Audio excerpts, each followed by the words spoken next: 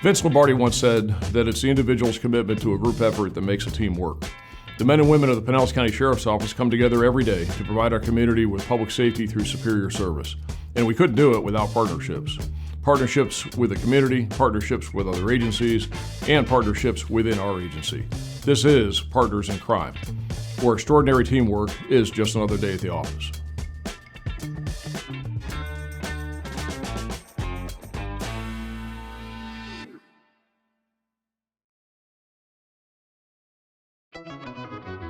Every day we're constantly communicating with our coworkers, with forensics, with the deputies.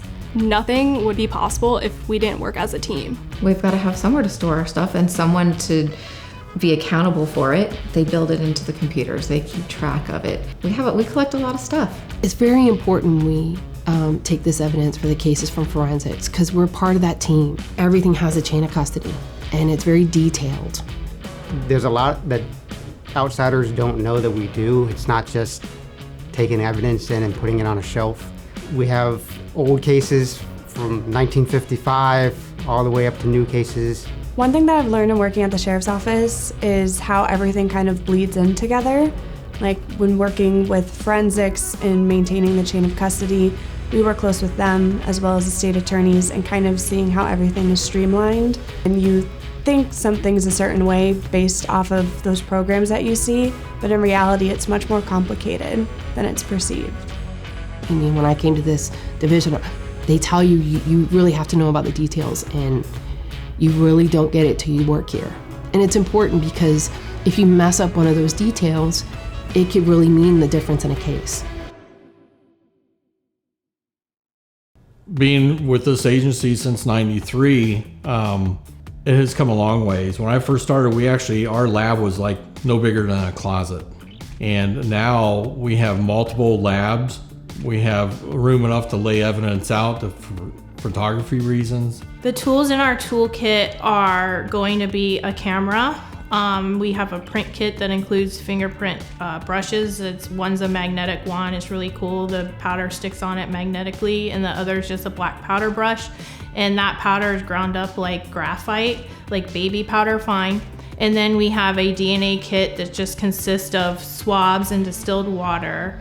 And then we have all the proper equipment to fully process a subject for fingernail scrapings and clippings to GSR kits that we carry that collect gunshot residue off of your hands. Gloves, booties, tie-back suits, ladders, shovels, stakes, tripods. We have everything. Even before you step on the property, you're looking for evidence. That's a big important thing because, shoe prints, tire tracks, all that stuff that normal people wouldn't be thinking about, that's what we're thinking about. At every crime scene, we will be doing photography at. So that's gonna be our first step, photography of the whole entire crime scene. And then if it's just a burglary or something like that, our next step would be to do touch DNA swabs. And then the last step would be fingerprint processing. On some of the evidence that we collect and bring back, there could be chemical methods that we use for developing fingerprints, blood prints, shoe prints, touch DNA or DNA itself, swabs on the items that we've collected before we do any processing on those items. We do have some equipment here that a lot of agencies don't have, and actually they send their evidence to us to process. We have, super glue chambers. We have 3 of them. We have a vacuum metal deposition chamber, which uses gold and zinc or other metals to develop fingerprint. So we have a lot of methods. We're very fortunate here to have the equipment that we do because we have a lot of resources within our own agency, within our own forensics lab to develop fingerprints that, once again, other agencies don't have. There is a difference between what we see on TV and what we do every day. Everything's not solved in 30 minutes or less. We do play an important role within this agency, a very important role. And I think you have to have the best. I think that's what we have.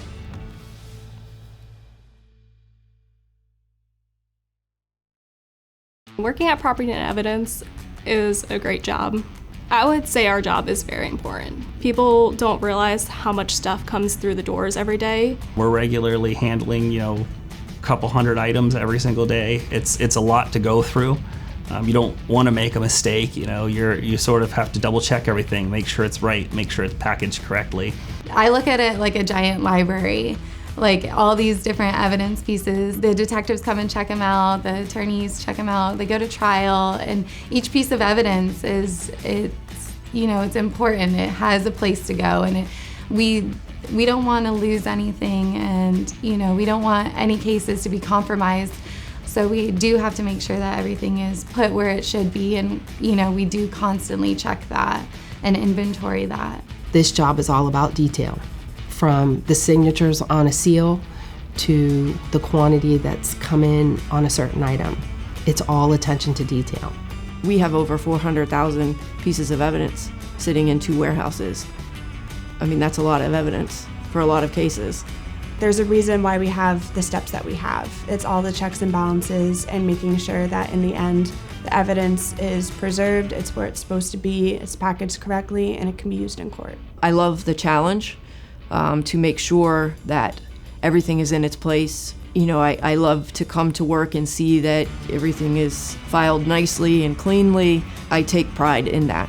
I take pride in knowing that we can go there and we can know something is there. And I think now we have done so well at perfecting the system, and we don't misplace things. We want to make sure that everything is packaged properly, everything is labeled, and there's going to be no question when it comes to court. We want our deputies or detectives to go in there confident that what they have is in that bag, that it hasn't been tampered with, and again, it goes back to we want justice for whatever that case is. It's very fulfilling. It's a very fulfilling job. It's really great to be a part of something that's so important, because that responsibility, you want to see it through, and you want to make sure that you always do your best to make sure that at the end of the day, the justice is served that needs to be served, and that also loved ones who do need to collect the items of the ones who have passed, it's an easier process for them. They've already had to deal through a whole host of things that a lot of us can't imagine. So at least being able to bring them peace and peace of mind and giving them the property of their loved ones in a way where we're firm in what we can and can't release, but we're also delicate in regard to the situation. Oh, I love it here. I am way happier with what I'm doing. It's never boring. I get to see tons of interesting things that come in through our doors and everything else. It's not just sitting all day. It's interesting. But the fact that you do always learn something new every day, even 25 years later, is what's made it always fun for me. She's property and evidence, so I bring her the items that are collected on scene. I pick up evidence from you, processing requests, things of that nature. So anything evidence related or submission, I go to this lovely lady. Well, I'll start from the scene perspective. So I'm just a supervisor for whatever major call comes in. We respond out to the scene, and basically I help as a liaison between the specialist and the detectives on scene decide what happened, what needs to be done, how it needs to be documented, collected, and preserved for that way before it's submitted into property and evidence. So that's basically my main role as a scene supervisor, is just to make sure that everything flows, everything's properly documented, collected, preserved, for entry into the court system. Property and evidence, most of everything's already packaged. It's pretty much ready to be entered into a system and put away in a location, wherever it may be, the refrigerator or a temperature controlled room. So most of the time when the forensics goes out, they collect the evidence, they process it, they package it up, they enter it into the system, and then they bring it over to us. Once it comes to us, we store it, and a lot of times they'll come and either process. If it hasn't already been processed, they'll come and get it from us. If they need it for court, they'll come and get it for court. And it's important for us to know where it's at and it be stored properly. Without her and without her coworkers over at Evidence, we ask questions constantly about, is this item description right? How do you want this labeled? How would you like this done?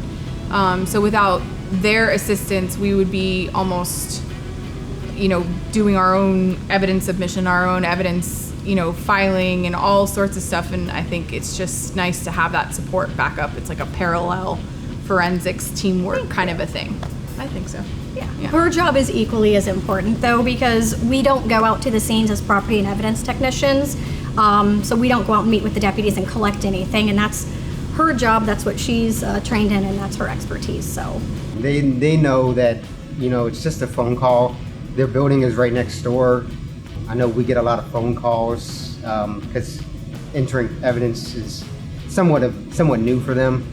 So they call us all the time, ask for property type, what property type it should be. basically, a lot of what we do, sometimes we have victims that are no longer with us. And we do our best to try to preserve the evidence so they can get some kind of justice. And basically, the evidence is speaking for itself. You can't fake it. I mean, it's one of the most important things you have in a case, especially in like a major case, a homicide, shooting, anything like that. I mean, every case is important in its own right. It's important to the victim on an auto burglary who just lost, a couple $1,000s worth of stuff. It's important to them.